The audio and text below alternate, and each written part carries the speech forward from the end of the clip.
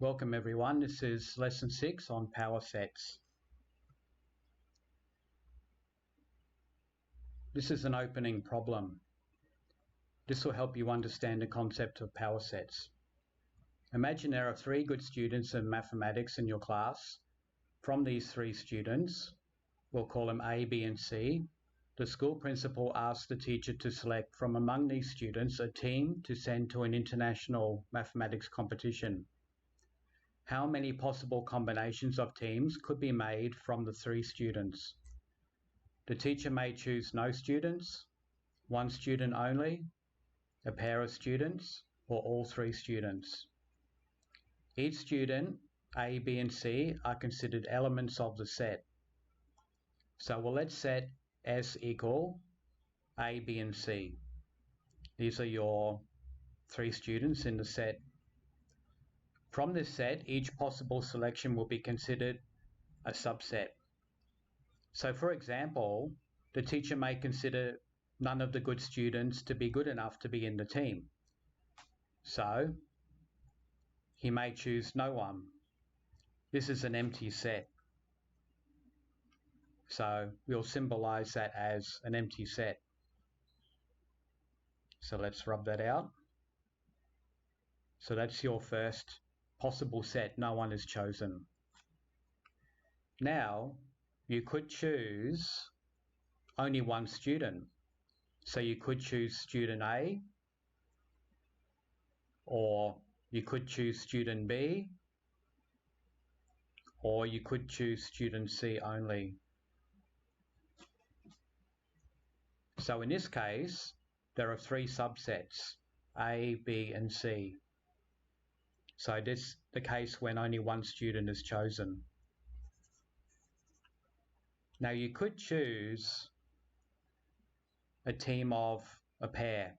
So you could choose AB, that's 1 subset. You could choose AC, that's another subset. Or you could choose BC.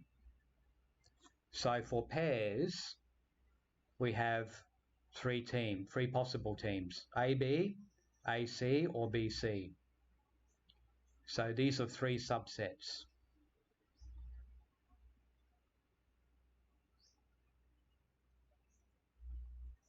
The final option is to choose all 3 students as a subset.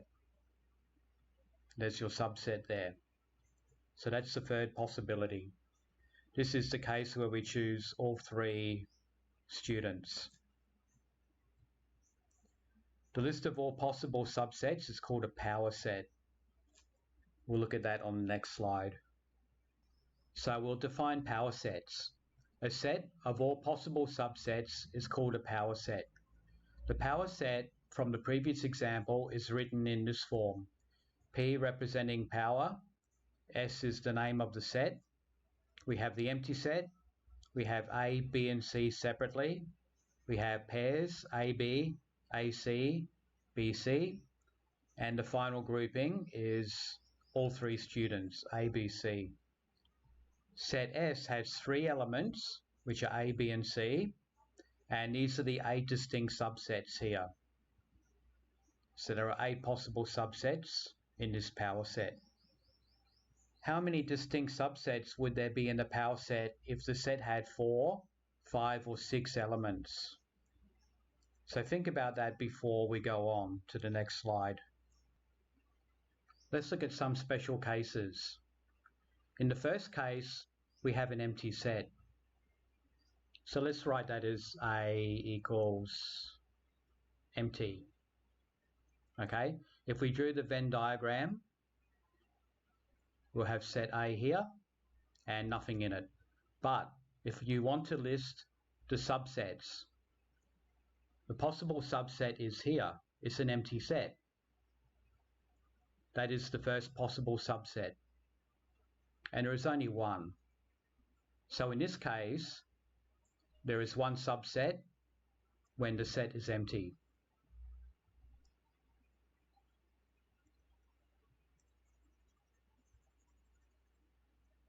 In the second case, we have a set with only element A. So let's write that as A. Okay, if you drew the Venn diagram, you would have element A sitting inside the set. Now, there are two possibilities for subsets. We have the empty set, where A is not chosen, that's this one here. And then you could choose A. That's the other option. So there are two possible subsets for this set.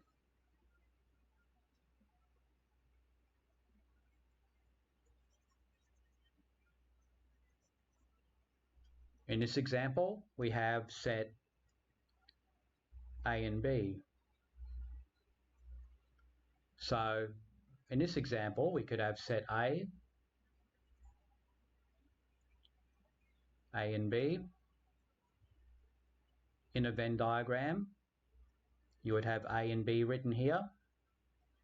The first possibility again is that A and B are not chosen. So that's your first possible subset. You could choose A by itself here. You could choose B by itself here. These are two separate, distinct subsets. The other possibility is to choose A and B together. That's the other subset here. So you can see in this case there are four distinct subsets. In the previous example, where we had three elements, A, B, and C, we have 8 distinct subsets here. The empty set, A, B, and C are chosen separately. Then you have pairs AB, AC, and then BC. And then you have the final group, which is all elements, A, B, and C. That will give you 8 distinct subsets. The table above suggests that when we increase the number of elements in the set by 1, the number of subsets will double. The number of subsets appears to be a power of 2. So this is your one subset here. Then we have 2 subsets when there's 1 element, 4 subset when there's 2 elements, 8 subset when there's 3 elements. So in this case, 4 would be 2 to the power 4, which will give you 16. So when you have 4 elements, you're going to get 16 subsets. In this case, this would be 2 to the power 5, which will give you 32. So when there are 5 elements, there will be 32 distinct subsets. If a subset has n elements, then the number of its subsets is 2 to the power n. So if you had a set with 10 elements, this would be 2 to the power 10, which would give you 1,024 possible subsets, and you will never be asked to write all those down in a test, luckily. Here's a little difference. The number of proper subsets is 2 to the power n minus 1, as the last subset is not included, because proper subset cannot include the final set, and we'll look more at that in the next examples.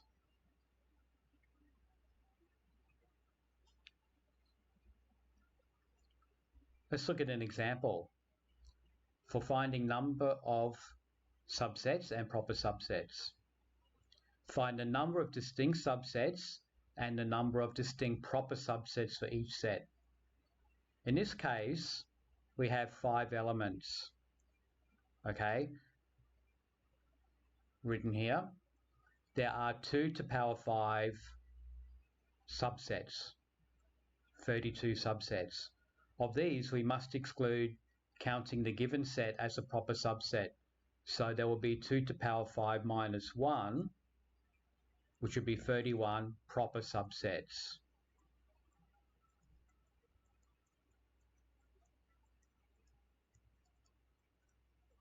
In question B,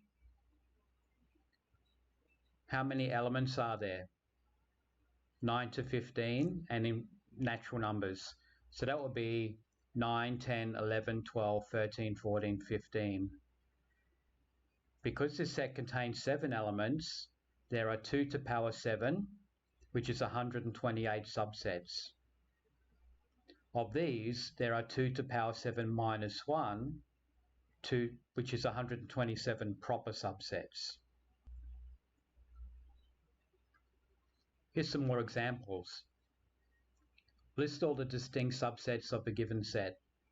In this set, we have 2 people, John and Mark. So what are all the distinct subsets? The first one will be the empty set. The second one will be John only. The next one will be Mark only. And the final one will be John and Mark together. So you can see here we have 4. 1, 2, 3, 4 possible subsets. Question B, set B, we have the empty set to start, which is the first subset. Then we have P, then we have Q, then we'll have R, all separate. Then the next subset, we do the pairs. PQ, then we'll have PR, then we'll have QR. And then the final one will be all 3 together, PQR.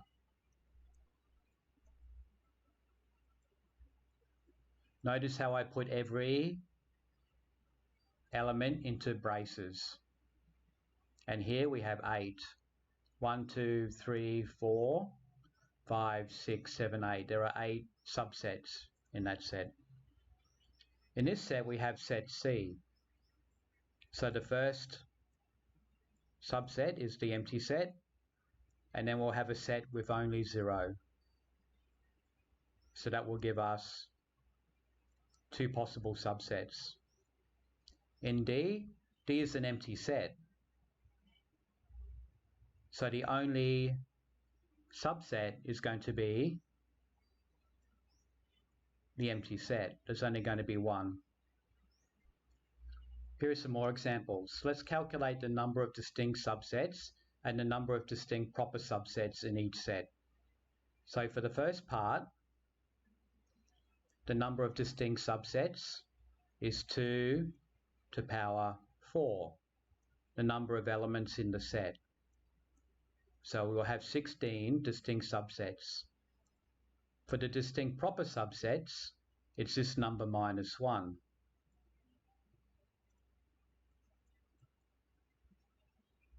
Which is 15.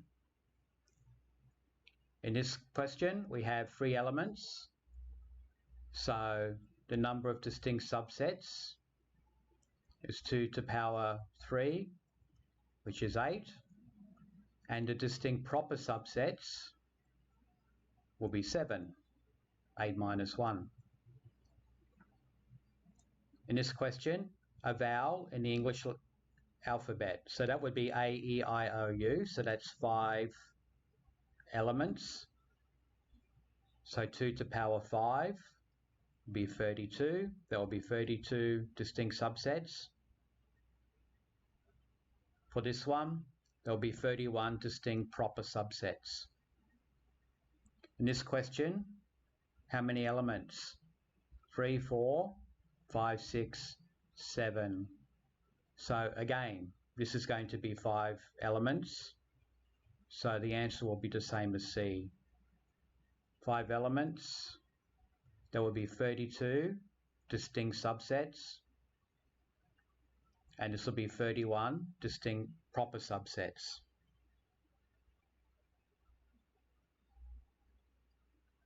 Okay, elements and subsets of sets. Now let's take the example where Your set E has two elements, A and B. Which of the following statements are true or false? The first thing you do when you do these kinds of questions, and you'll see them a lot, list out the elements of the set. So the elements are A and B. Notice the elements have no braces around them. We just write the elements down. Whatever is in this set, we copy here. Next, we list all the subsets of the set. So the subsets will be the empty set, subset with A in it, subset with B in it, and then subset with both.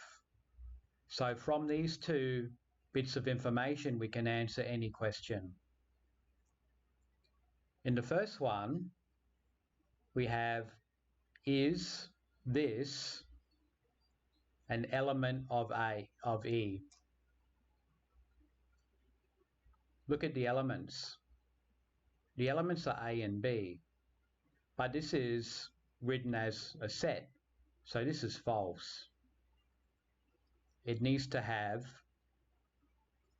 no braces for that to be true. Is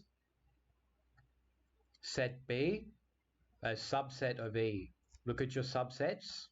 Do we see it there? Yes. So this is true.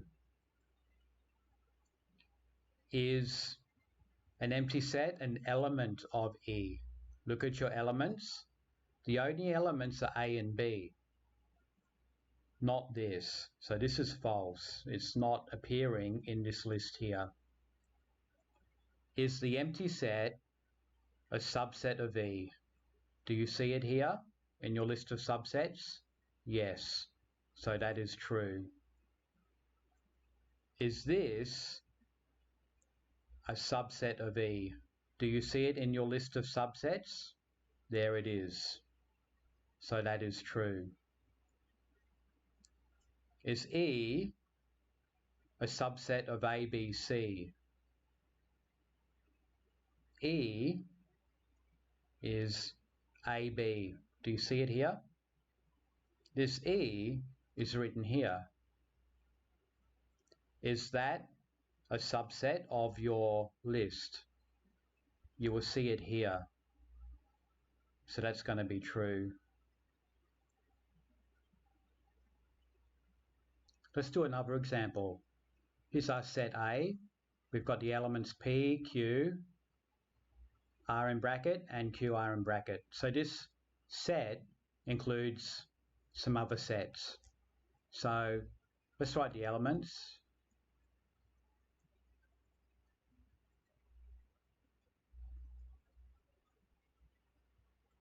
The first one is P, then Q, R, but R is already in brackets, and then QR. These are the elements. So you can see there are 4 elements, and there will be 16 subsets. So let's answer the questions that refer to elements. So that's this one.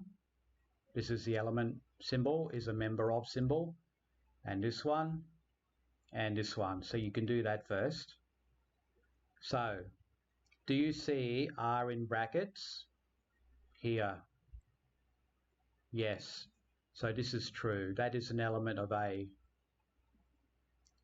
Is the empty set written here? There is no empty sets written here. So that's not an element. So that's false. Is R an element of A? You can't include that one. It looks different. This is R in brackets. This is R by itself. So R is not an element of A. So this is false. When you come to write the subsets, we won't do them all, but we'll just do some for you to see how it's working. So if you write them as subsets, your first one is the empty set. Then you've got P, and every one of those elements must go into brackets. What's the next one? Q. So a subset with just Q. And then you've got R, but R is already as a set. So we need to put that into a double bracket. It's already in bracket, but you still need to put a new set of brackets around it. Then you've got QR, and that already has brackets. So use a double set. Like that. Now we could come to do some more. Then we could have P and Q.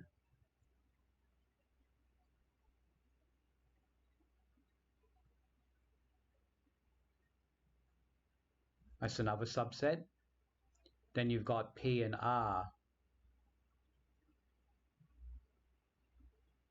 But R is already in brackets. So that's another subset. Then you've got P and QR.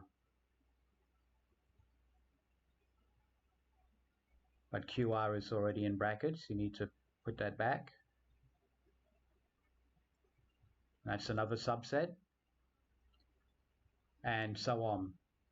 There would be 16 subsets if you write them all out.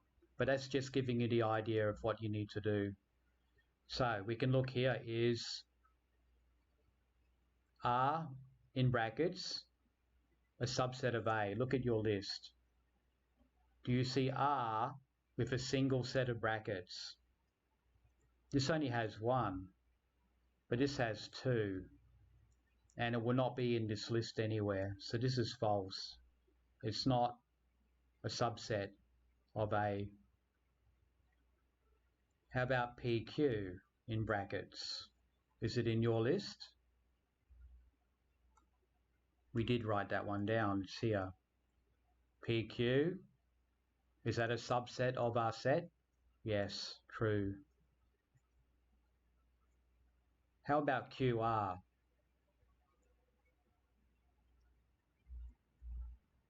Did we write it down? Yes, here. And it has double brackets, so everything looks exactly the same. So this would be true. What about our empty set? Is that a subset of A? Yes, because an empty set is a subset of every possible set. So that's presented here.